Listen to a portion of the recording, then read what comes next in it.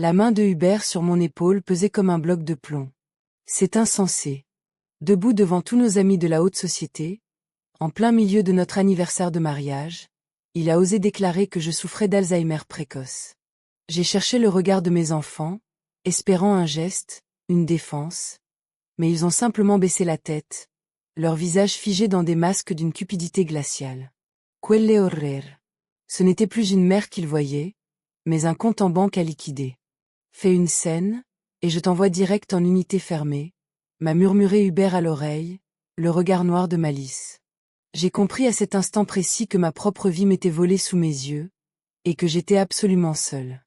Écoutez jusqu'à la fin pour découvrir comment j'ai repris le contrôle de mon destin, et n'oubliez pas de vous abonner pour ne rien manquer de mon combat. Le micro a émis un sifflement strident, un déchirement métallique qui a tranché net le murmure poli des conversations et le tintement des coupes de champagne. J'ai tressailli, ma main se crispant sur le pied de mon verre. Quelques secondes plus tôt, l'atmosphère du grand salon du cercle était encore chaleureuse, saturée du parfum des lys blancs et de l'odeur des bougies à la cire d'abeille. Maintenant, j'avais l'impression que la température venait de chuter de 10 degrés d'un coup. La main de Hubert s'est posée sur mon épaule. Sans aucune douceur. Sa paume était lourde, ses doigts s'enfonçant dans le creux au-dessus de ma clavicule comme le crochet d'un boucher s'ancrant dans la viande. J'ai senti la pression irradier dans mon trapèze, une douleur sourde fleurissant sous la soie de ma veste Chanel. Ma Madeleine, a-t-il dit dans le micro, d'une voix sirupeuse et lente, est en train de s'effacer. Le silence est tombé sur la salle. 300 visages se sont tournés vers nous, les expressions figées en plein sourire, en plein rire, en pleine gorgée. J'ai balayé du regard cette mer de smoking et de robes de soirée, fixant l'argenterie et le cristal qui accrochait la lumière des 50 bougies vacillantes du gâteau d'anniversaire. J'attendais la chute. Une plaisanterie. Un toast. Quelque chose. Au lieu de cela, le pouce de Hubert a pressé plus fort mon épaule, et il a continué. Elle lutte, a-t-il articulé, chaque mot étant soigneusement pesé, répété. Un déclin cognitif précoce. C'est déchirant.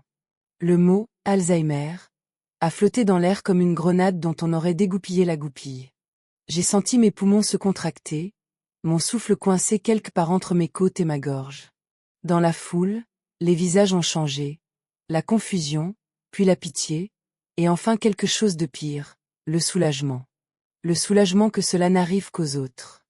J'ai tourné la tête pour regarder Hubert, mais sa poigne s'est resserrée, me maintenant en place comme un mannequin de vitrine. Son profil était parfaitement composé, la mâchoire serrée, les yeux brillants de ce que n'importe qui aurait pris pour des larmes retenues. Je sentais l'odeur du cabernet dans son haleine, un parfum de luxe et d'amertume. Voici Élodie, a-t-il ajouté en désignant les coulisses de la petite estrade. Une femme s'est avancée. Blonde. La trentaine. Elle portait un tailleur gris ajusté avec une précision presque suspecte. Un tissu dont le lustre hurlait le prix élevé tout en restant clinique. Son sourire était mince, contrôlé, professionnel. Elle ressemblait à un prédateur déguisé en infirmière. C'est une spécialiste des troubles cognitifs, a poursuivi Hubert d'une voix ferme, autoritaire. Pour la sécurité de Madeleine, je l'ai fait nommer comme sa mandataire de santé légale. Avec effet immédiat. Les mots m'ont frappé comme un coup de poing au sternum. Mandataire legal. Effet immédiat. J'ai essayé de me dégager, de reculer, mais le bras de Hubert a glissé pour envelopper mes épaules dans ce que n'importe quel observateur aurait interprété comme une étreinte de soutien. Pour moi, c'était une cage. Son pouce s'est enfoncé plus profondément dans le muscle de mon épaule, et j'ai senti quelque chose de pointu, un ongle, peut-être mordre ma peau à travers la soie. 10 secondes. C'est tout ce qu'il lui avait fallu. 10 secondes, et il avait utilisé un micro pour me dépouiller de ma signature, de mes comptes bancaires, de mon propre souffle. Mon esprit s'était lancé vers l'avant, un réflexe automatique affûté par 50 ans d'audit et de précision. Je l'ai forcé à sprinter, pour me prouver à moi-même si personne d'autre ne le voyait que j'étais toujours là. Fonds d'obligation BNP Paribas. Compte se terminant par 4092. Solde à 9 heures ce matin. 4 280 412,18 €. Rendement équivalent fiscal. 3,72%. Ajusté selon notre tranche d'imposition. J'avais calculé l'intégralité du portefeuille offshore avant ma première tasse de Nespresso, recoupé les virements de l'entité luxembourgeoise, et signalé un écart de 14 000 € sur le compte de Zurich. Mon esprit ne faiblissait pas. C'était la seule chose que Hubert ne pouvait pas vraiment toucher. Je me suis tourné vers lui une nouvelle fois, et cette fois, j'ai croisé son regard. Ses yeux étaient plats. Freud's. Les mêmes yeux qui m'avaient regardé par-dessus la table du petit déjeuner ce matin, en me demandant de lui passer le lait. J'ai ouvert la bouche. Je vais parfaitement bien, Hubert. Ma voix est sortie claire, tranchante, projetée à travers la salle de bal avec le même ton mesuré que j'avais utilisé dans un millier de présentations en conseil d'administration. J'ai vu quelques têtes s'incliner, l'incertitude vaciller sur certains visages. La poigne de Hubert sur mon bras s'est durcie. Pas graduellement. D'un seul coup. Ses doigts se sont refermés sur mon biceps comme un étau, et j'ai senti ma peau se pincer, la douleur sourde et immédiate d'un bleu se formant sous la pression. Il s'est penché, sa bouche tout près de mon oreille, son haleine chaude et aigre. « Fais attention, ma chérie », a-t-il sifflé. Le mot « chérie » était une lame. Une ambulance privée attend déjà au dépose-minute. Un mot de plus, et tu ne rentres pas au domaine. Tu pars directement en unité fermée à la clinique de la Muette. Est-ce que tu as vraiment envie de passer la nuit dans une chemise de nuit sans boutons? J.I. senti mamaquar se bloquer. Ma gorge s'est nouée. Les contours de la salle sont devenus flous, la lumière des bougies se transformant en traînées d'or et de blanc. Je ne pouvais plus respirer. Non pas parce que l'air me manquait physiquement, mais parce que la menace était si précise, délivrée avec une telle froideur, qu'elle m'avait coupé le souffle. La Muette. L'hôpital psychiatrique. L'endroit où les gens disparaissent derrière des portes verrouillées et des montagnes de paperasse juridique. J'ai détourné le regard de Hubert. J'ai regardé mon fils. Christophe était assis à la table d'honneur, les mains jointes sur la nappe en lin blanc. Il ne me regardait pas. Il fixait son père, l'expression vacante et avide, comme un chien attendant un ordre. Ses doigts pianotaient un rythme sur la table, toc, toc, toc, lent et délibéré, comme s'il comptait les secondes avant un dénouement attendu. Ma fille, Nathalie, était assise à côté de lui. Elle n'était pas horrifiée. Elle n'était pas confuse. Elle semblait soulagée. Ses épaules s'étaient relâchées, sa bouche esquissant l'ombre d'un sourire. Elle a jeté un coup d'œil à son frère, puis est revenue vers l'estrade, et je l'ai vue dans ses yeux. Elle était déjà en train de prendre mentalement les mesures des fenêtres du domaine pour de nouveaux rideaux. Il ne pleurait pas mon esprit. Il célébrait l'arrivée anticipée de leur héritage. Cette trahison n'était pas un choc. C'était une frappe coordonnée. Une mutinerie familiale menée par l'homme qui devait chaque centime de son succès à mes livres de comptes. La main de Hubert a bougé à nouveau, et soudain Élodie a été à mes côtés, ses mouvements fluides et efficaces. Elle a adressé à la foule un sourire chaleureux, rassurant, puis sa main s'est refermée sur mon autre bras. Ils m'encadraient comme des agents de sécurité évacuant une menace. Elle a besoin de repos, a dit Hubert à l'Assemblée, d'un geste de la main méprisant, comme s'il chassait une mouche. Merci à tous de votre compréhension. Il y a eu un murmure d'assentiment, une vague de voix compatissantes. Quelqu'un a applaudi. J'avais envie d'hurler. Au lieu de cela, j'ai avancé. Parce que je n'avais pas le choix. Hubert et Élodie m'ont guidé hors de l'estrade, mes talons claquant un rythme frénétique et creux sur le parquet. Chaque pas me semblait trop bruyant, trop sec, comme le son de mon propre cœur amplifié et diffusé dans toute la pièce. Nous sommes passés devant table après table. J'ai vu des visages que je connaissais depuis des décennies. Marguerite Tissot, à côté de qui j'avais siégé au comité d'entraide pendant 15 ans. David Chen, dont j'avais parrainé la fille pour ses admissions en MBA. Ils ne croisaient pas mon regard. Ils me regardaient comme on regarde quelque chose de contagieux, leurs yeux fuyant dès que je me tournais vers eux. On m'escortait hors de ma propre vie. Une aînée confuse, que l'on rangeait avant qu'elle ne puisse embarquer l'hôte. La Maybach attendait au cercle des voituriers, le chauffeur debout près de la portière ouverte, les mains jointes devant lui. Lui non plus ne m'a pas regardé. Hubert m'a aidé à monter sur le siège arrière, sa main posée sur le sommet de ma tête comme si j'allais oublier de me baisser. Élodie s'est glissée à côté de moi, sa cuisse pressée contre la mienne. Hubert a pris la place du passager à l'avant. Personne n'a parlé. L'intérieur de la voiture ressemblait à une cabine pressurisée, le cuir des sièges trop souple, l'air trop immobile. J'entendais le ronronnement sourd du moteur, le clic du clignotant alors que nous nous engagions dans la rue. Je fixais l'arrière du crâne de Hubert, ses cheveux argentés parfaitement coupés, la peau tannée de sa nuque dépassant de son col. Le trajet jusqu'à Montclair a duré 12 minutes. Je les ai comptées une par une. Lorsque nous avons franchi les grilles en fer forgé, j'ai remarqué le changement immédiatement. Le digicode de la porte d'entrée, celui que j'avais programmé moi-même il y a 5 ans, avait disparu. À sa place se trouvait un scanner biométrique, noir et profilé, dont la surface luisait sous la lumière du perron. Hubert a pressé son pouce sur le scanner. La porte a cliqué et s'est ouverte. À l'intérieur, la maison semblait étrange. L'air était trop propre, lourd d'une odeur de cire et d'autre chose, quelque chose d'acre et de chimique, comme le désinfectant des hôpitaux.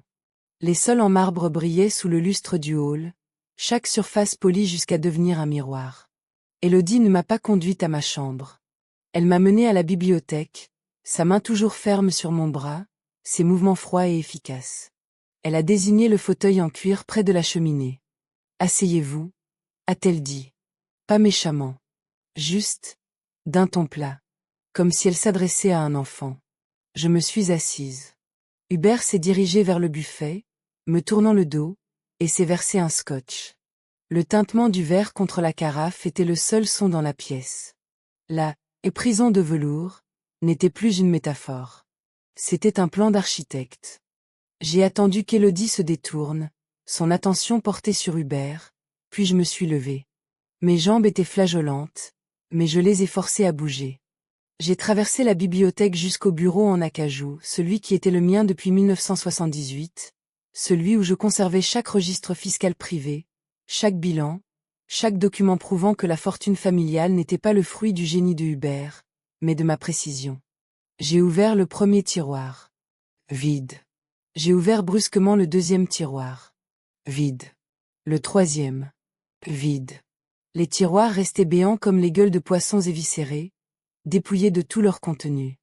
Mes dossiers professionnels, la trace méticuleuse de chaque société écran, de chaque opération immobilière, de chaque virement offshore que Hubert avait jamais exécuté, tout avait disparu.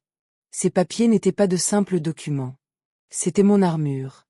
Sans ces fichiers, je n'étais plus qu'une vieille femme avec un diplôme prestigieux, mais sans aucune preuve. Mon cœur cognait contre mes côtes, un rythme frénétique et irrégulier que je sentais jusque dans ma gorge, jusqu'au bout de mes doigts. J'ai agrippé le bord du bureau pour ne pas vaciller. Hubert ne se contentait pas de me cacher du monde. Il effaçait les preuves. Une lueur orangée a attiré mon regard. Je me suis tournée vers les baies vitrées qui donnaient sur le jardin. En bas, près du mur de pierre à la limite de la propriété, l'incinérateur rugissait. Des flammes léchaient l'intérieur du tambour métallique, vive et affamée. J'ai regardé Élodie qui n'était plus dans la bibliothèque, mais dehors jetait des brassées de papier dans le feu. Les pages s'enroulaient et noircissaient, se dissolvant en une cendre qui montait dans le ciel nocturne comme un essaim de papillons de nuit noire. Des décennies de labeur. Les audits. Les bilans. Les schémas d'optimisation fiscale. Tout cela servait de pâture au brasier. Hubert se tenait à ses côtés, les mains dans les poches, la posture décontractée. Il observait les flammes avec l'expression satisfaite d'un homme qui vient enfin de régler une dette de longue date. Je ne pouvais plus bouger.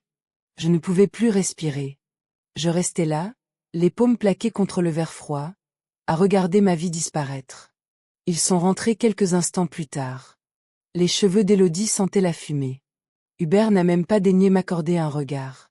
Il s'est dirigé droit vers le buffet et a versé 2 verres d'un Bordeaux millésimé, le Château Margaux 1982, celui qu'il réservait pour les grandes occasions. L'acte pour la villa de Saint-Jean-Cap-Ferrat est prêt, a-t-il dit en tendant un verre à Élodie. Elle l'a pris en souriant. Quand la vente sera-t-elle scellée? Dès que le diagnostic d'Alzheimer sera officiellement enregistré, a répondu Hubert en trinquant avec elle. La transaction passera sans encombre. On dégagera 12 millions après la répartition offshore. Ils étaient à 1 mètre de moi. 1 mètre. Discutant de la liquidation de mes biens avec le ton désinvolte de gens commandant leur déjeuner.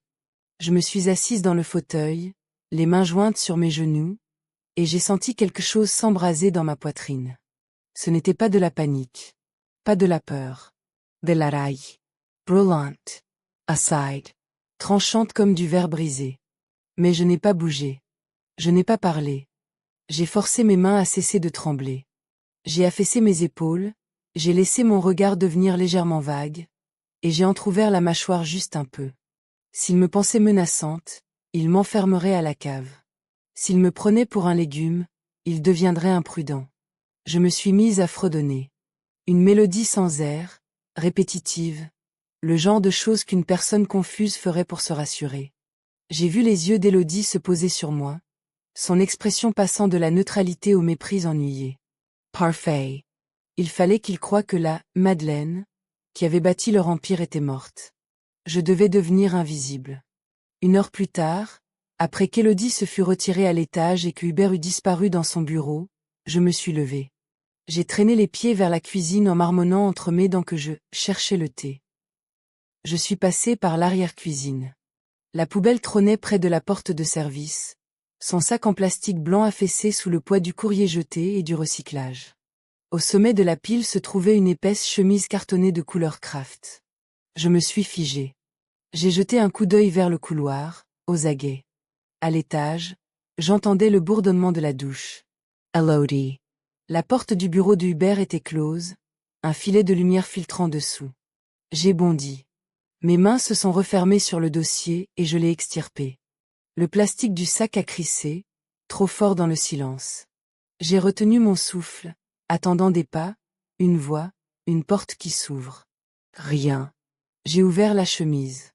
À l'intérieur se trouvait une pile de factures. Imprimées sur un papier à en-tête officiel, épais et luxueux.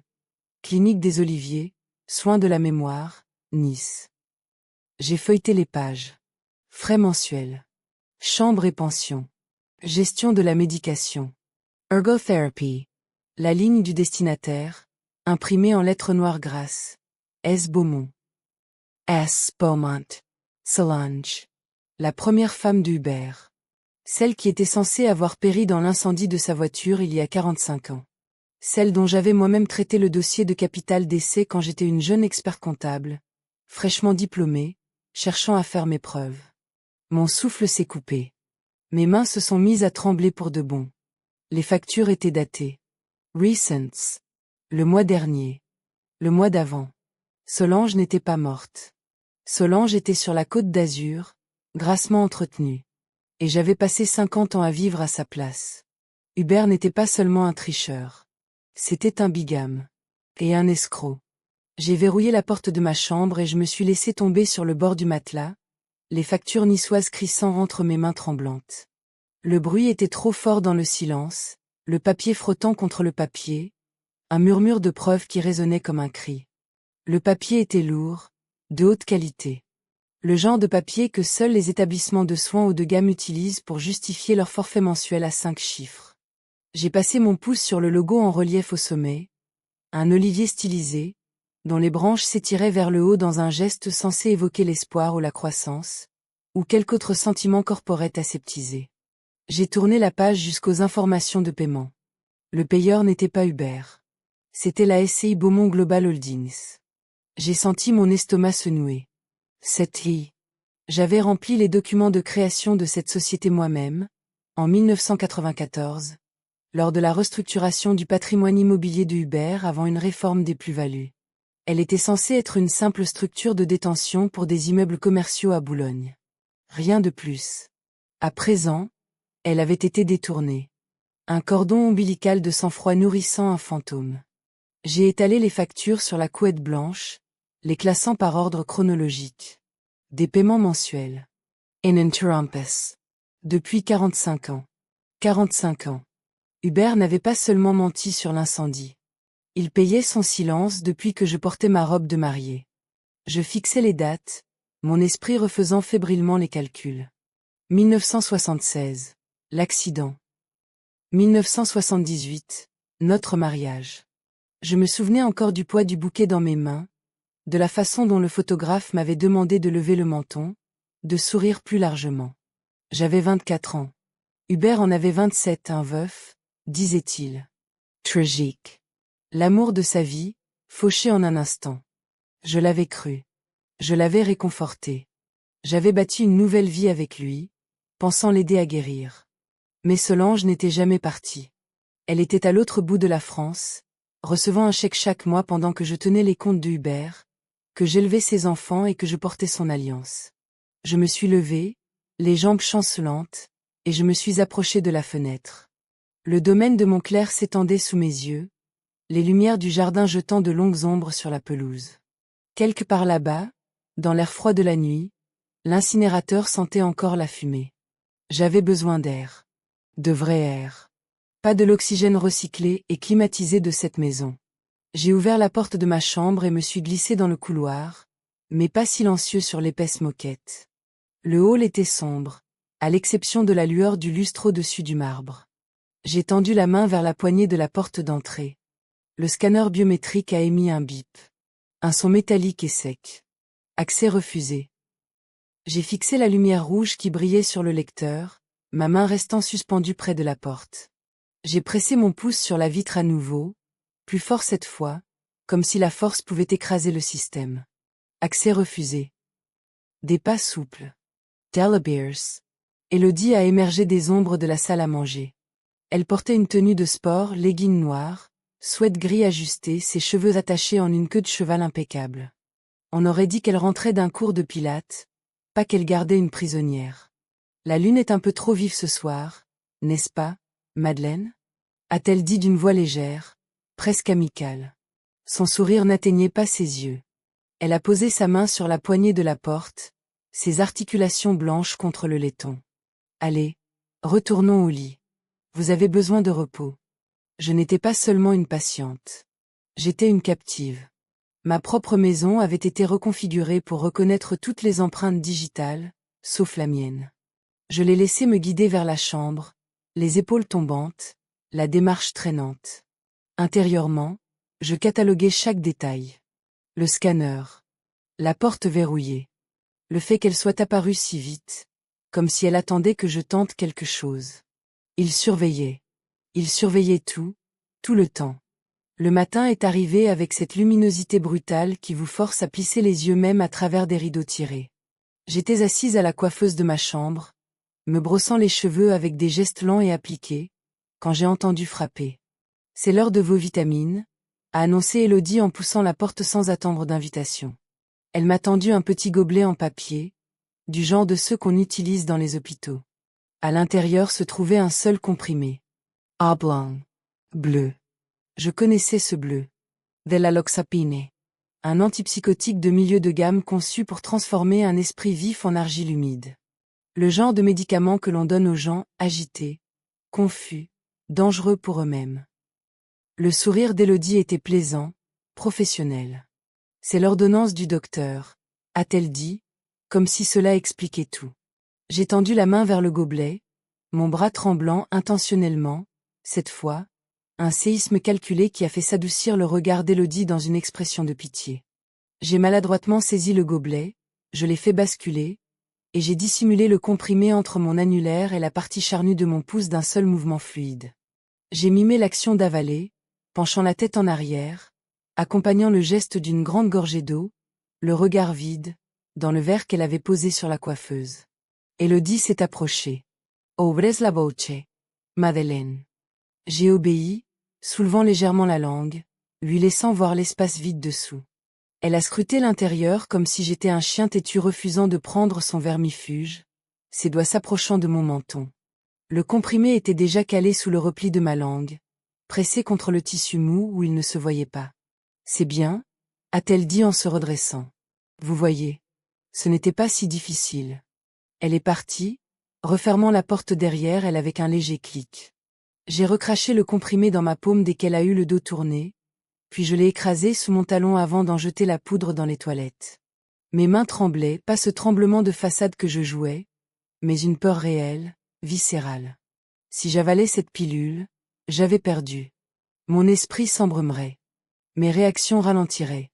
Je deviendrais exactement ce que Hubert racontait au monde que j'étais déjà. Je devais rester lucide. 1 heure plus tard, j'ai entendu le carillon de la porte d'entrée.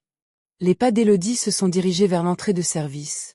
sa voix basse et étouffée alors qu'elle parlait à quelqu'un, un livreur, peut-être, ou un entrepreneur. J'ai agi vite. La bibliothèque était déserte, la porte du bureau de Hubert fermée. J'ai traversé la pièce jusqu'à la commode, mes doigts volant à travers le bac des documents, à classer, que Hubert laissait d'ordinaire s'empiler. J'ai trouvé ce que je cherchais, l'acte de cession de la villa de Saint-Jean-Cap-Ferrat. Mes mains tremblaient en dépliant le document. C'était un acte standard transférant la propriété de Madeleine et Hubert Beaumont à la société, Riviera Costal LLC. Rien d'inhabituel dans la structure. Hubert utilisait souvent ce genre d'entité pour l'optimisation fiscale. Mais en bas, sous la mention « Signature du cédant », figurait mon nom. Ma signature. Tracée avec mon élégante cursive aux boucles caractéristiques. Le « M » de Madeleine avec son envolée distinctive vers le haut. La façon dont la queue du « E » final de Beaumont revenait vers la ligne de base. J'ai levé le document vers la lumière qui filtrait par les fenêtres de la bibliothèque. Là, le léger tressautement révélateur d'un traceur numérique haute résolution. L'encre était trop uniforme, la pression trop constante. C'était une contrefaçon parfaite, exécutée par une machine sans âme. Hubert était en train de vendre notre histoire dans mon dos, d'un coup de plume frauduleux. J'ai entendu les pas d'Élodie dans le couloir. J'ai replié l'acte, je l'ai glissé de nouveau dans le bac, et je me suis dirigé vers la fenêtre, adoptant la posture d'une femme confuse fixant le jardin d'un regard vide. Elle est apparue sur le pas de la porte. « Vous cherchez quelque chose, Madeleine ?» J'ai battu des cils, laissant ma mâchoire s'affaisser légèrement. « Les roses ?» ai-je murmuré. « Est-ce qu'elles fleurissent ?» Elle n'a pas répondu. Elle m'a juste observé un instant avant de s'éloigner. J'ai attendu l'après-midi, quand Élodie était occupée par un appel à l'étage, pour me glisser de nouveau dans la bibliothèque. L'iMac trônait dans son coin, son écran sombre. J'ai appuyé sur le bouton de mise en marche et attendu le carillon familier. L'écran de connexion est apparu. J'ai tapé mon mot de passe-mètre, celui que j'utilisais depuis 15 ans. L'écran a flashé en rouge. IP Restraint. Contacter l'administrateur. J'ai fixé le message, la poitrine oppressée. J'ai réessayé, plus lentement. Même résultat. Hubert avait verrouillé toute la maison. Il savait que j'étais experte comptable. Il savait que je pouvais démanteler ses liquidités en 1 heure si j'avais une connexion à nos comptes. Il ne s'était pas contenté de me prendre mes clés. Il m'avait coupé la langue. Je suis restée assise là, les mains suspendues au-dessus du clavier, sentant le froid de la réalisation m'envahir. Chaque touche que je pressais était enregistrée. Une trace pour lui permettre de me suivre. Si j'essayais d'accéder aux comptes offshore, il le saurait.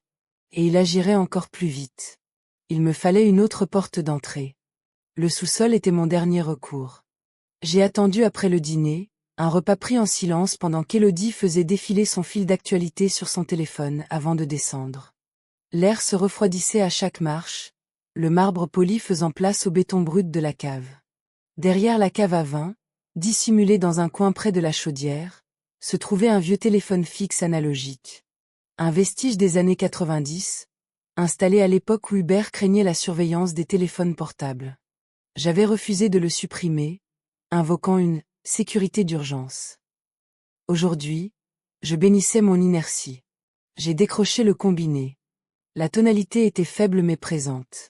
J'ai sorti la facture niçoise de ma poche, mes doigts suivant le numéro au bas de la page. J'ai composé le numéro.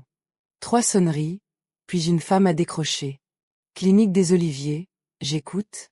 J'ai modifié ma voix, adoptant le ton sec et nasal d'une auditrice d'entreprise. Ici Madame Miller, du département conformité de la SCI, ai-je aboyé. Je vérifie le statut de résidence de S. Beaumont, chambre 402. Un silence. Un froissement de papier. Un instant, s'il vous plaît. Madame Solange est stable, a repris la réceptionniste. Bien que son état cognitif reste inchangé. Nous attendons le virement trimestriel pour le 15. C'est noté. Merci. J'ai raccroché avant qu'elle ne puisse poser de questions. La femme, morte, était stable. La femme vivante était en train d'être effacée. Je me suis appuyé contre la pierre froide du mur, mon esprit analysant les implications. Hubert et Solange s'étaient mariés en 1971.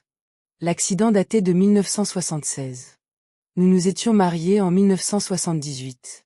Si elle était en vie et qu'il n'y avait aucune trace de divorce, et je savais qu'il n'y en avait pas, puisque j'avais vu ses déclarations d'impôts de veuf pendant des décennies, alors toute notre vie n'était qu'une fiction juridique.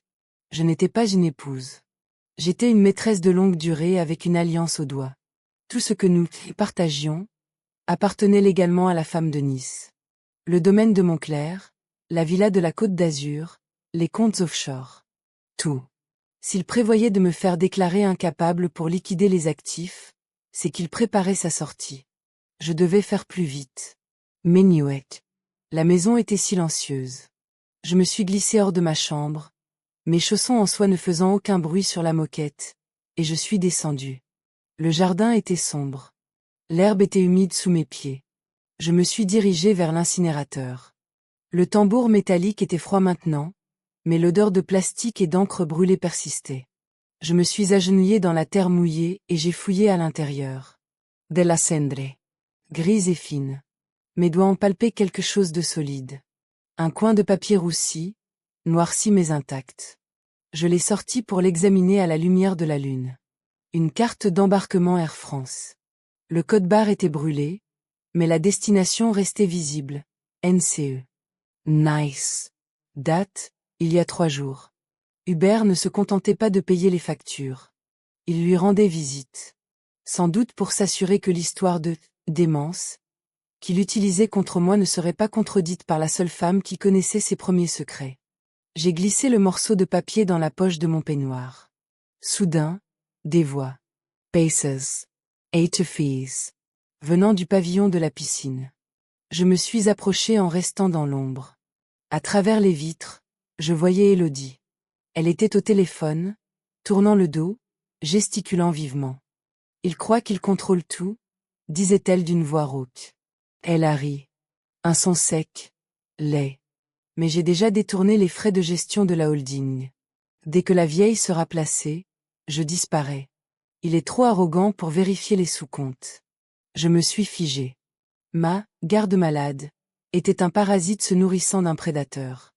Elle ne se contentait pas d'aider Hubert. Elle le volait. Ils tournaient tous deux autour de ma vie comme des vautours, et ils commençaient à se donner des coups de bec. C'était un levier. Une opportunité. Mais j'avais besoin d'un accès. Le Black Box. C'est ainsi que j'avais nommé le système de cryptage offshore que j'avais conçu pour les comptes les plus sensibles de Hubert. Un protocole à 2 facteurs exigeant un mot de passe et un token de sécurité physique. Un petit boîtier en plastique générant un code toutes les 30 secondes. Hubert pensait que je l'avais perdu lors de notre dernier déménagement. Il pensait que la sauvegarde numérique suffisait. Mais je savais qu'en haute finance, si vous ne tenez pas la clé physique, vous ne possédez pas le coffre-fort. Ce token était la seule chose capable de contourner ces pare-feux. Et je savais exactement où il se trouvait. J'ai passé l'heure suivante dans la salle de couture, bougeant avec la maladresse délibérée d'une femme qui ne sait plus enfiler une aiguille. La caméra de surveillance dans le coin suivait mes mouvements. J'ai sorti ma vieille boîte à couture en fer blanc, celle qui appartenait à ma grand-mère. Je l'ai ouverte lentement, laissant les bobines de fil rouler sur la table. Je me suis agenouillé pour les ramasser, mes doigts effleurant la doublure de soie lourde au fond de la boîte. Là, dissimulé derrière un pli de tissu que j'avais renforcé des années plus tôt, se trouvait le bord rigide du token. Je ne l'ai pas pris. Pas encore. J'ai juste confirmé sa présence. Mon dard empoisonné, attendant le bon moment. Le portail de la propriété a bourdonné. Le bip du système de sécurité. Le grondement sourd d'un moteur électrique. Christophe était là. Je me suis approché de la fenêtre du couloir à l'étage pour le regarder descendre de sa Tesla. Il avait tout de l'héritier accompli de la haute bourgeoisie de Neuilly. Blazer bleu marine sur mesure. Pantaloncino impeccable. Des lunettes de soleil qui coûtaient probablement plus cher que le prêt immobilier de la plupart des gens. Mon premier-né. Mon fils. C'était le moment. J'allais abandonner la comédie. J'allais lui montrer les factures de la clinique des Oliviers et l'acte de vente falsifié. Il verrait la vérité. Il comprendrait que son père n'était qu'un imposteur, que j'étais en train d'être effacé, et qu'il nous fallait agir immédiatement. Il allait me sauver. Il le fallait bien. J'ai lissé mes cheveux dans le miroir du couloir, ajustant le col de mon gilet en cachemire. J'ai répété ma première phrase dans ma tête, laissant le masque de la démence s'effriter pour révéler la mère froide et calculatrice qu'il avait élevée, qu'il avait fait entrer à HEC, qui avait activé tous ses réseaux pour lui obtenir son premier poste chez Goldman Sachs. Je suis descendu lentement, délibérément, le dos droit pour la première fois depuis des jours. Christophe se tenait dans le hall, parlant à voix basse avec Élodie. Quand il m'a vu, son expression a changé, de la surprise, puis autre chose. De l'inquiétude, de la pitié. Maman, a-t-il dit en s'avançant. Comment te sens-tu? Je n'ai pas répondu tout de suite. Je l'ai dépassé pour entrer dans la bibliothèque, lui faisant signe de me suivre. Il a hésité, jetant un coup d'œil à Élodie. Elle a acquiescé d'un signe de tête. Il m'a suivi à l'intérieur. J'ai refermé la porte. J'ai coincé Christophe dans la pièce, faisant claquer la lourde porte en acajou derrière nous. Le son a résonné comme un point final, sec et tranchant. Le regard vide que je portais depuis des jours s'est évaporé. J'ai redressé l'échine, levé le menton, et j'ai laissé tomber le masque. Complètement. Christophe, regarde-moi, ai-je ordonné, ma voix ayant le craquement cristallin d'un matin de givre. Il a cligné des yeux, saisi. Pendant un instant, j'ai vu passer quelque chose sur son visage, de la reconnaissance, peut-être, ou de la peur. J'ai jeté les factures de Nice et l'acte falsifié sur le bureau entre nous, les papiers s'éparpillant sur la surface polie comme un éventail de preuves accablantes. Ton père paie pour les soins de sa première femme à Nice, ai-je dit, chaque mot étant précis, pesé. Il n'a jamais divorcé. Chaque centime qu'il déplace est le fruit d'une fraude entachée de bigamie. Il imite ma signature pour liquider le patrimoine avant que la justice ne le rattrape. J'ai désigné les factures, puis l'acte, mon doigt pointant les documents avec l'autorité d'un procureur présentant ses preuves au juré. Regarde ça. Regarde vraiment.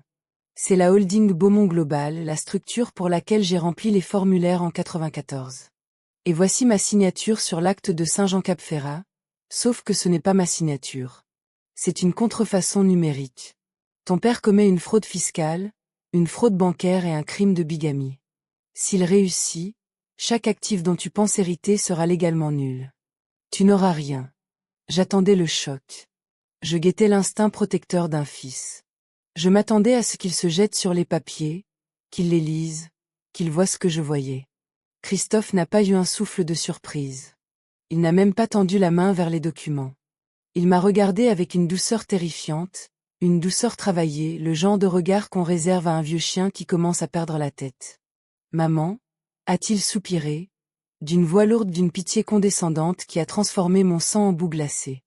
Il a fait un pas vers moi, les mains légèrement levées, comme s'il approchait un animal blessé.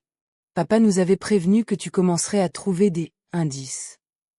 Il disait que la paranoïa serait l'étape la plus difficile à supporter pour nous. Ces mots m'ont frappé comme un coup de massue. J'ai senti ma poitrine se serrer, mon souffle se bloquer. Il ne voyait pas une experte comptable démasquant un délit. Il voyait une horloge cassée dont les dernières secondes s'égrenaient de travers. Il ne voulait pas de la vérité. Il voulait la transition silencieuse de l'Empire Beaumont. Christophe, ai-je commencé, mais il se dirigeait déjà vers la porte. Élodie, a-t-il appelé, élevant la voix vers le couloir. Mon cœur a sombré. Il n'était pas mon allié. Il était l'adjoint du geôlier. La porte s'est ouverte. Élodie est entrée, son expression passant de la neutralité à l'alerte en analysant la scène. Christophe lui a tendu le dossier de Nice comme s'il s'agissait d'une serviette sale, le bout des doigts effleurant à peine les bords. Elle a encore trouvé de vieux déchets, a-t-il dit d'un ton désolé, presque embarrassé. Elle s'imagine un complot. Élodie a pris les papiers, ses yeux brillants d'une malice triomphante qui m'a soulevé le cœur. Ce n'est rien, Christophe, a-t-elle roucoulé avec une fausse sympathie dégoulinante. Les hallucinations sont un symptôme classique. Je vais m'assurer que tout cela soit éliminé. Ils se tenaient là, ensemble, 2 générations de prédateurs me regardant comme si j'étais déjà un fantôme. J'avais envie d'hurler. J'avais envie de me jeter sur les papiers, de les reprendre de force, d'obliger Christophe à voir ce qu'il choisissait d'ignorer. Mais je ne pouvais pas. Toute résistance n'aurait fait que confirmer leur version des faits. J'étais seule. Hubert est entré quelques instants plus tard, l'odeur de cigare de luxe imprégnant son veston en laine. Il devait attendre juste derrière la porte, à écouter. Il bougeait avec l'assurance désinvolte d'un homme qui a déjà gagné. Il n'avait pas l'air en colère. Il avait l'air amusé. Il a pris le dossier des mains d'Élodie, feuilletant les factures avec le même intérêt détaché qu'il aurait accordé à la rubrique nécrologique. Puis, il a sorti de sa poche un briquet Dupont en or. Non, ai-je articulé, mais ma voix est sortie faible, étranglée. Hubert s'est dirigé vers la cheminée. L'âtre était froid, la grille vide, mais il s'est agenouillé malgré tout, posant le dossier sur la pierre. Il a actionné les briquets. La flamme a pris immédiatement, vive et affamée. J'ai regardé, pétrifié de silence, les preuves concernant Solange, les preuves de ma vie volée, noircir et s'enrouler. Le papier s'est tordu, l'encre a bouillonné avant de disparaître dans la cendre. L'odeur de papier brûlé a envahi la pièce, âcre et définitive. C'était bien tenté, Madeleine, a ricané Hubert en se relevant et en époussetant la cendre sur ses mains. Les flammes orangées se reflétaient dans ses pupilles, lui donnant un air démoniaque.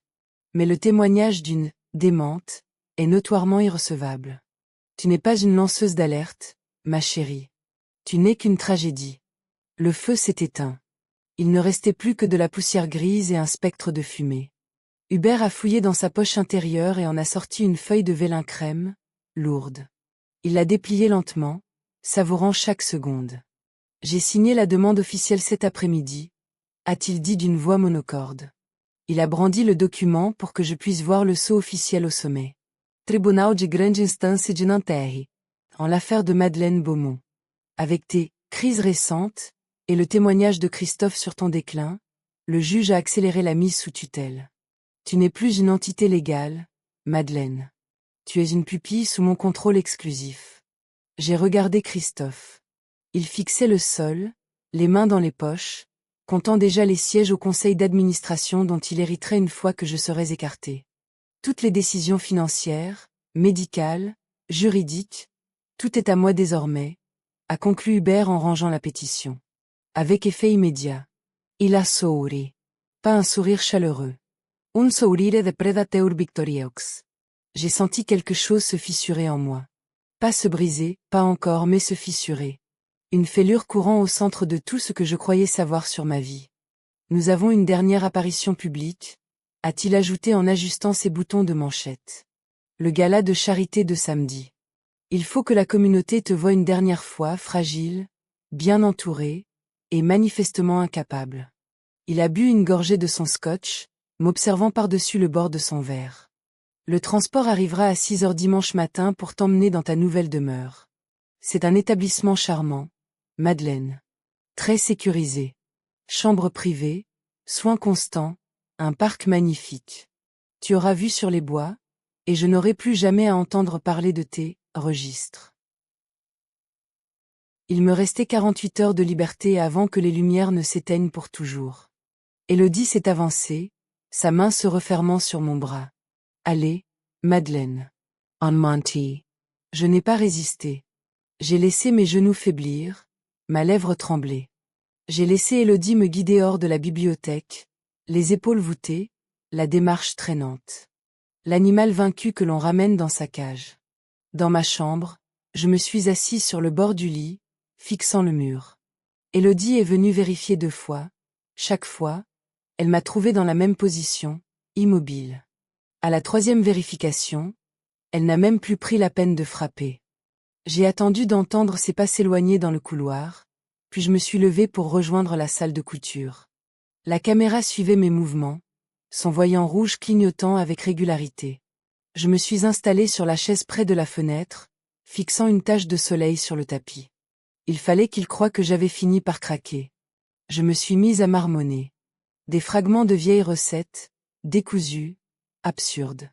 De la farine, du beurre, du sel, chuchotai-je, ma voix à peine audible. 2 tasses. Non, 3. C'était 3. Maman disait toujours 3. Je me balançais légèrement, les mains jointes sur mes genoux. Le sucre. Le sucre d'abord. Ou les œufs. Les œufs, puis le sucre, puis le. Ma voix s'est éteinte, mon regard est devenu flou. Du coin de l'œil, j'ai vu la caméra pivoter légèrement pour me garder dans le cadre. Je m'enfonçais dans mon rôle, je me faisais toute petite, attendant que la maison s'endorme. À 3 heures du matin, j'ai simulé un cauchemar. Je me suis agitée dans mon lit, mes mains griffant les draps, ma voix s'élevant en un cri paniqué. Maman. Ai-je appelé, la voix brisée. Maman, où es-tu? Je ne trouve plus les clés, je n'y arrive pas. J'ai entendu des pas dans le couloir. La garde de nuit. J'ai aperçu une silhouette passer devant la porte entr'ouverte, s'arrêtant pour jeter un œil. J'ai continué à me débattre, les yeux serrés, la respiration saccadée. Elle fait une autre crise, j'ai entendu quelqu'un murmurer « Élodie », je crois, mais je n'en étais pas sûre. Les bruits de pas se sont éloignés. La caméra a pivoté vers la porte, son champ de vision délaissant enfin mon lit. J'ai attendu. 5 minutes. 10 minutes. Puis, je me suis glissée hors des draps, traversant la moquette en silence jusqu'à la salle de couture. La boîte en fer blanc trônait sur l'étagère là où je l'avais laissée, son motif floral fané mais toujours reconnaissable. Je l'ai descendue et posée sur la table avec une précaution exagérée. Avec une paire de ciseaux à broder, petits, tranchants, précis, j'ai entaillé la doublure en soie au fond de la boîte. Le tissu s'est fendu proprement, révélant le double fond que j'avais construit des années auparavant. Mes doigts ont rencontré l'arête rigide et rectangulaire du token de sécurité physique. Je l'ai extirpé. Il était plus petit que dans mon souvenir, pas plus grand qu'un bip de voiture, la surface en plastique légèrement usée par le temps. L'écran LED sur le devant était sombre, endormi. J'ai pressé le bouton. L'écran s'est éclairé, affichant un code à 6 chiffres qui se renouvellerait dans 30 secondes. La clé du royaume. Je l'ai glissé dans un tube de rouge à lèvres évidé, un rouge allure de chez Chanel, un des anciens modèles avec un étui métallique lourd. J'avais vidé le raisin des mois auparavant, creusant l'intérieur de la cire avec un couteau d'office lors d'une de mes errances, confuse, dans la maison. Le token s'y insérait parfaitement. J'ai revissé le capuchon, le clic métallique étant à peine audible. Désormais, la clé était cachée sous une couche de cire cramoisie. À l'aube, je suis passé devant Élodie dans le couloir, ma robe de chambre à fleurs flottant autour de ma silhouette frêle. Je dois voir les roses, ai-je pleurniché, la voix faible et plaintive. Élodie a levé les yeux de son téléphone, l'air exaspéré. Elle a levé les yeux au ciel mais ne m'a pas retenu. 5 minutes, Madeleine. Après, vous rentrez. J'ai acquiescé, traînant les pieds vers les portes-fenêtres qui menaient au jardin. L'air matinal était frais, imprégné de rosée. Je me déplaçais lentement, délibérément, suivant le chemin de pierre qui serpentait entre les parterres. Les roses étaient en pleine floraison, leurs pétales lourds d'humidité. Je me suis dirigé vers la grande jardinière en céramique près du cadran solaire, une pièce massive, remplie de lavandes devenues ligneuses et envahissantes. 6 ans plus tôt, j'avais enterré ici un sac scellé sous vide. Mon fonds de secours, au cas où. 10 000 € en grosses coupures, enveloppés dans du plastique et enterrés à 40 centimètres de profondeur. Je me suis agenouillé près de la jardinière, mes genoux s'enfonçant dans la terre meuble. Mes ongles ont griffé le sol humide, de la terre se logeant sous mon vernis impeccable. J'ai creusé plus profondément, cherchant la texture familière du plastique. Là, mes doigts ont effleuré le sac scellé. Je l'ai déterré, secouant l'excès de terre. Le plastique était intact, les billets à l'intérieur secs et craquants. J'ai fourré le paquet lourd dans la poche profonde de mon peignoir. Son poids me faisait l'effet d'une arme chargée. Je me suis glissé dans la cabane du jardinier, l'air sentant le terreau et l'essence. La vieille veste Barbour que j'avais cachée là des mois auparavant pendait toujours à son crochet. Sa surface huilée était poussiéreuse mais intacte. J'ai fouillé dans la poche et j'en ai sorti le téléphone prépayé bon marché que j'avais planqué lors d'une de mes promenades de santé. Un vieux téléphone à clapet, acheté en espèces dans une station-service loin de Neuilly. Je l'ai allumé. L'écran a affiché une alerte de batterie faible, mais c'était suffisant. Mes doigts ont bougé avec la rapidité d'une professionnelle.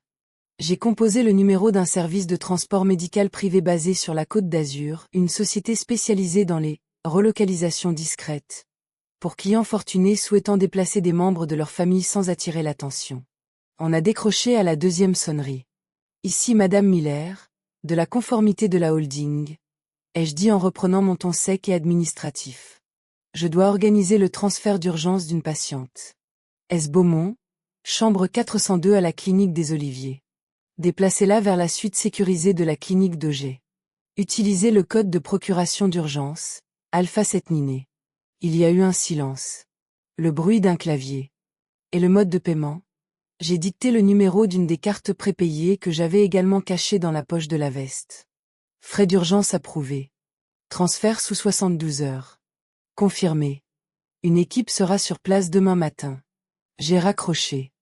Si Solange bougeait, la piste de Hubert deviendrait froide au moment même où la mienne s'échaufferait. Il ne pourrait plus la retrouver, ne pourrait plus la faire taire, ne pourrait plus maintenir son mensonge. Et quand les autorités commenceraient à chercher, et elles le feraient, une fois que j'en aurais fini, elles trouveraient une chambre vide et une trace écrite menant directement à lui. J'ai passé la dernière nuit à Montclair dans un état de calcul hyperlucide. Allongé dans mon lit, les yeux clos, la respiration lente et régulière, mon esprit tournait à plein régime. J'ai visualisé le cercle. Le grand salon. La régie technique. J'avais supervisé la mise à jour technologique du club 3 ans auparavant, faisant un don important pour remplacer leur système de projection obsolète par une installation de pointe. Je connaissais leur système par cœur. Je savais que l'ordinateur portable utilisé pour les présentations était connecté au serveur principal via un pont Wi-Fi local. Je connaissais le mot de passe administrateur, les initiales de Hubert et l'année de naissance de sa mère, car il était prévisible jusque dans son arrogance. Je n'avais pas besoin de piratage complexe. J'avais le token physique. J'ai chronométré les secondes dans ma tête. 12 pour atteindre le podium. 6 pour insérer le token dans le port USB. 20 pour que le script d'exécution automatique contourne le verrouillage administrateur et extrait les données des comptes offshore du serveur crypté. J'ai répété la séquence encore et encore, affinant chaque geste, éliminant tout mouvement inutile. Je n'étais pas une victime. J'étais un compte à rebours. Le soir de l'audit final est arrivé. Hubert est entré dans ma chambre sans frapper, suivi d'une habilleuse portant une housse. Il l'a ouverte lentement, révélant une robe vintage en velours bleu nuit, au tissu lourd et riche. « Sois belle pour les caméras, Madeleine », a-t-il dit en ajustant son smoking devant le miroir. Il s'est approché de ma boîte à bijoux et en a sorti un lourd rang de perles. 3 rangées parfaitement assorties, le fermoir étant une rosace en filigrane d'or. Il les a drapées autour de mon cou, ses doigts s'attardant sur ma nuque. Le poids des perles me faisait l'effet d'un nœud coulant. J'ai regardé mon reflet dans le miroir de la coiffeuse. Les cheveux argentés, parfaitement coiffés. La peau pâle, poudrée. Les yeux, confus, flous et vitreux. Je ressemblais à une femme prête à s'évaporer. L'habilleuse a travaillé vite, fermant la fermeture éclair de la robe, ajustant les perles, camouflant les cernes sous mes yeux. Hubert observait, l'air satisfait. Parfait, a-t-il conclu. Il m'a offert son bras. Je l'ai pris, mes mouvements étant lents et hésitants, l'image même de la fragilité. Ma pochette était posée sur la coiffeuse, un petit sac de soirée perlé. À l'intérieur, glissé entre un poudrier et un mouchoir, se trouvait le tube de rouge à lèvres. Lord. Soul. Ils étaient là. Ils regardaient. Ils attendaient.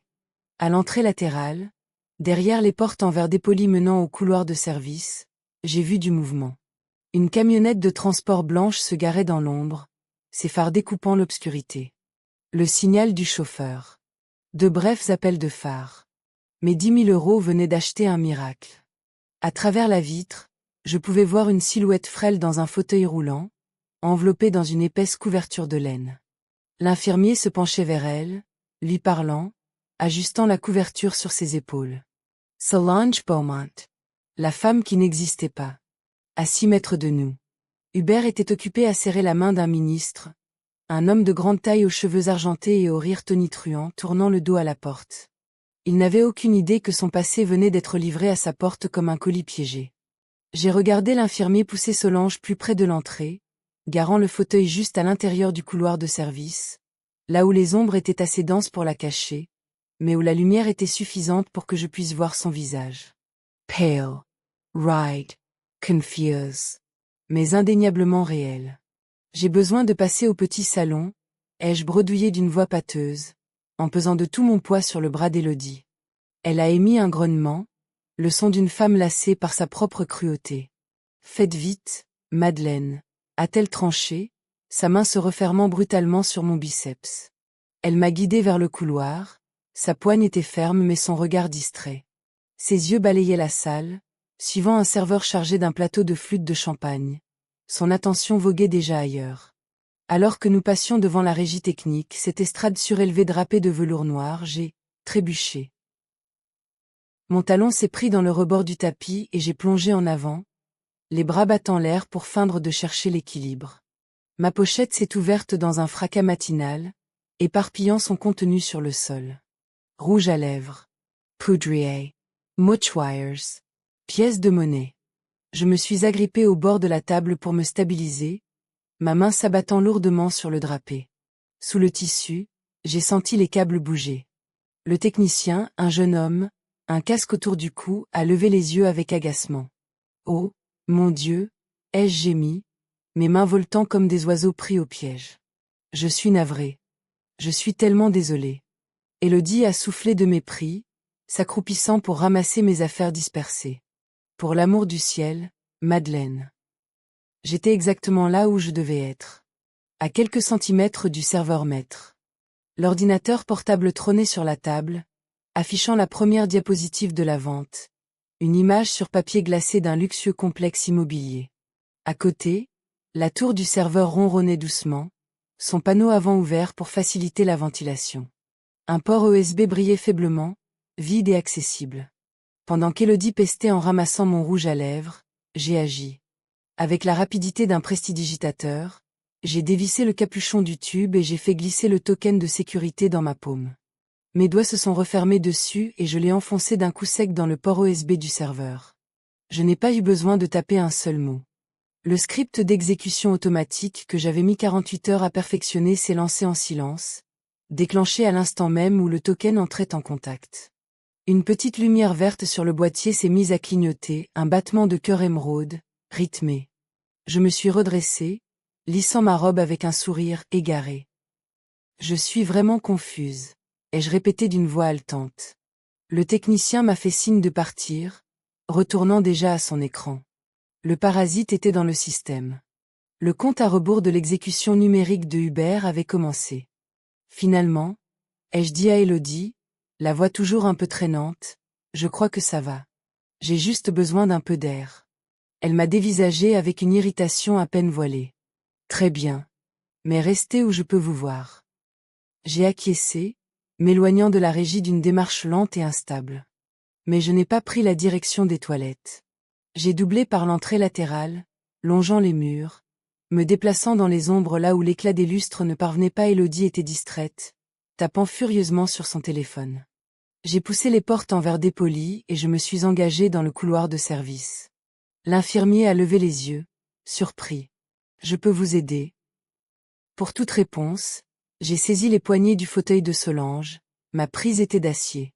Tout va bien, Solange, ai-je murmuré avec une étrange empathie, presque sororale. Nous allons juste voir Hubert. Elle a levé les yeux vers moi, son regard voilé par la cataracte mais toujours conscient. Elle n'a rien dit, mais elle n'a pas résisté. Elle a simplement incliné la tête, un petit geste las. J'ai poussé le fauteuil à travers les doubles portes, directement dans le grand salon. L'effet fut immédiat. Les plus anciens invités, ceux qui se souvenaient de la tragédie de 1976, ceux qui avaient assisté à la messe commémorative et envoyé des fleurs, se sont figés, leur cocktail à la main. Les vers se sont arrêtés à mi-chemin des lèvres. Les conversations sont mortes au milieu d'une phrase. Un murmure vibrant, comme un séisme social, a commencé à enfler à mesure que le fantôme à la couverture de laine avançait. Est-ce que c'est? Ce n'est pas possible. Solange Beaumont? Le nom a ricoché dans la foule comme une pierre jetée dans une eau dormante, le choc se propageant en cercle concentrique. Hubert était au centre de l'estrade, baigné par les projecteurs, ses cheveux d'argent brillants comme un halo. Debout derrière le pupitre, une main posée sur le bois poli, il multipliait les gestes grandiloquents. L'héritage n'est pas seulement fait des pierres que nous laissons derrière nous, clamait-il dans le micro avec une fausse humilité écœurante. C'est la façon dont nous prenons soin de ceux qui ne peuvent plus le faire eux-mêmes. C'est une question de compassion. Une question de famille. La foule a applaudi poliment, d'un son étouffé, hésitant. Je n'ai pas attendu. J'ai poussé le fauteuil de Solange directement sur la rampe menant à la scène, les roues grinçant dans le silence soudain, presque vide, de la pièce. Hubert parlait encore, ses yeux balayant l'assemblée, se nourrissant de leur attention. Il ne nous voyait pas. Pas encore. Nous avons émergé dans la lumière, deux épouses, démentes, encadrant l'homme qui avait tenté de nous enterrer toutes les deux. Les applaudissements ont cessé net. Le silence était absolu, suffocant. Hubert s'est retourné. Le sang a quitté son visage. Sa bouche s'est ouverte, puis refermée. Pour la première fois en 50 ans, je le voyais sans voix. J'ai tendu la main vers le second micro sur le pupitre, l'extirpant de son support d'un geste fluide et assuré. Ma posture s'est redressée. Mes épaules ont basculé en arrière. Le vide dans mes yeux a disparu, remplacé par une lumière froide et prédatrice. Tu as absolument raison, Hubert, ai-je lancé, ma voix amplifiée résonnant dans chaque recoin du salon. Claire. Tranchanti. Incontournable. Un souffle de stupeur a parcouru l'assistance, non pas à cause de ce que je disais, mais à cause de la façon dont je le disais. La femme, confuse, n'existait plus. À sa place se tenait la Madeleine qui avait bâti un empire à coups de bilan et de holdings offshore. J'ai regardé l'homme qui m'avait traité des actifs totalement dépréciés, et j'ai désigné la femme dans le fauteuil. Je crois que vous vous souvenez tous de la première Madame Beaumont, ai-je dit, laissant les mots flotter dans l'air. Elle n'est pas un souvenir. Elle est un passif. Derrière nous, les écrans de projection de 15 mètres ont vacillé. La diapositive promotionnelle de la résidence de luxe a disparu, remplacée par une barre de chargement. Puis, les données sont apparues. Un tableur massif, dont les colonnes et les lignes remplissaient les écrans avec une clarté haute définition impitoyable. Numéro de compte. Dates. Montant des transferts. Nom d'entité. Le token physique avait forcé tous les pare-feux de Hubert. Toute la salle voyait tout. Les transferts vers le Luxembourg, 47 millions d'euros déplacés via une cascade de sociétés écrans au cours de la dernière décennie. Les comptes aux Bahamas, 12 millions d'euros en avoir défiscalisé. Les sous-comptes qu'Élodie avait siphonnés, 800 000 euros détournés vers son compte personnel ces 6 derniers mois. Et au centre de tout cela, la SCI Beaumont Global Holdings. Une toile d'araignée lumineuse, un réseau de fraude reliant le domaine de Montclair à la clinique de Nice et à la maîtresse de Hubert. L'élite de Neuilly fixait les écrans, les visages décomposés par le choc. Les images ont changé. Une comparaison côte à côte de ma véritable signature et de la contrefaçon numérique sur l'acte de Saint-Jean-Cap-Ferrat est apparue, le logiciel soulignant en rouge vif les tremblements mécaniques du traceur. Les boucles étaient trop parfaites. La pression trop constante. Une machine, pas une main. Puis sont venues les factures. 45 ans de factures défilant à toute allure. Clinique des Oliviers. Payments mensuals. Destinataire. Solange Beaumont. Payé par l'époux d'une femme, morte. La foule a commencé à bruire, le son montant et descendant comme une marée. Je ne me contentais pas de montrer ses crimes. Je montrais son incompétence. Dans ce milieu, être un escroc était pardonnable. Se faire prendre était une sentence de mort sociale. Je me suis penché vers Hubert, assez près pour que lui seul puisse m'entendre. La loi est une chose curieuse, Hubert, ai-je chuchoté, mon haleine chauffant son oreille. Si Solange est en vie et qu'il n'y a pas eu de divorce, alors notre mariage n'a jamais existé. Je n'ai jamais été ta femme. Christophe et Nathalie sont, légalement, des héritiers, naturels. Et surtout, chaque document que tu as signé en mon nom ces 50 dernières années constitue un crime de faux et usage de faux. Je me suis redressée, faisant face à l'assistance. Mon nom est Madeleine Beaumont, experte comptable, ai-je déclaré, ma voix portant haut dans le salon. Et je viens de clore l'audit final. Le silence s'est brisé. Les voix ont éclaté, questions, accusations, cris d'incrédulité. Les deux hommes en costume gris n'ont pas attendu les applaudissements. Ils se sont frayés un chemin à travers la foule et sont montés sur l'estrade. L'un d'eux a sorti son insigne d'un geste sec. Gendarmerie nationale, Brigade financière. Hubert Beaumont, vous êtes en état d'arrestation pour fraude fiscale, détournement de fonds et usurpation d'identité. Le visage de Hubert a viré au violet sombre, presque échymosé. Sa bouche s'est ouverte, mais aucun son n'en est sorti. Le clic-clac des menottes se refermant sur ses poignets fut le plus beau son que j'ai jamais entendu. L'agent l'a forcé à se retourner, ramenant ses bras dans son dos avec une précision mécanique. L'acier brillait sous les projecteurs. Élodie a tenté de s'enfuir. Elle a enlevé ses escarpins de créateur et a couru vers la sortie de service, ses pieds nus claquant sur le marbre. Un troisième agent l'a interceptée, se dressant sur son chemin avec un calme olympien. Son élan l'a projetée contre lui, et ses bras ont battu l'air alors qu'elle perdait l'équilibre. Élodie Marche, vous êtes arrêtée pour abus de confiance et complicité. Encore des menottes. Encore de l'acier. L'élite de Neuilly a reculé dans un mouvement de dégoût synchronisé, leur loyauté envers Hubert s'évaporant à l'instant même où le métal touchait sa peau. Ils s'écartaient de l'estrade, prenant leur distance physiquement et socialement, réécrivant déjà l'histoire dans leur tête. Je ne lui ai jamais fait confiance. Il a toujours eu l'air trop lisse. Pauvre Madeleine. Vous imaginez? Le salon s'est vidé alors que les agents les emmenaient. Hubert d'abord, puis Élodie, tête baissée, poignets liés. La foule s'est dispersée rapidement, échangeant des commentaires à voix basse, scandalisés. En quelques minutes, la pièce était presque vide. Il ne restait que l'odeur du champagne renversé et les écrans vacillants affichant la ruine de Hubert. Je me suis assise sur le bord de l'estrade, mes talons ballants, mes jambes soudain trop lasses pour me porter. Solange était toujours là, dans son fauteuil roulant à mes côtés, les mains sagement jointes sur ses genoux. Elle m'a regardé, et ses yeux laiteux m'ont paru d'une clarté surprenante à cet instant précis. Elle a tendu la main et a tapoté la mienne. Un petit sourire entendu a étiré ses lèvres. Deux épouses. Deux fantômes. Enfin visibles aux yeux du monde. J'avais passé 50 ans à équilibrer ses comptes, à m'assurer que chaque centime trouve sa place. Chaque actif était tracé, chaque passif comptabilisé, chaque grand livre clôturé avec une rigueur de métronome. Aujourd'hui, pour la première fois de ma vie, le bilan était parfait. J'ai plongé la main dans ma pochette pour en sortir le tube de rouge à lèvres, celui qui avait dissimulé le token de sécurité, la clé qui avait tout déverrouillé.